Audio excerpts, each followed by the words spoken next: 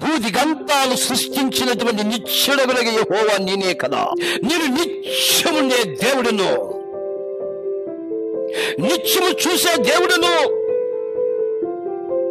నేను అలసిపోయే వాళ్ళని కాదు, సమస్యలే వాళ్ళని కాదు.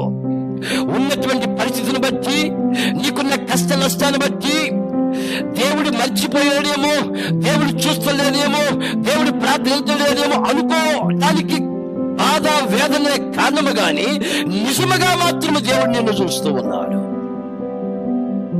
నిజముగా దేవుడు నీ ప్రార్థన ఆలకిస్తూ ఉన్నాడు. నిజముగా దేవుడు నిన్ను లక్ష్య పెడుతూ ఉన్నాడు. భక్తులు అంటాడు కీర్తనలో, యెహోవా దక్షిణాస్తం మార్పు నొందుని అనుకోవటానికి నాకు కలిగిన శ్రమయే కారణం అంట.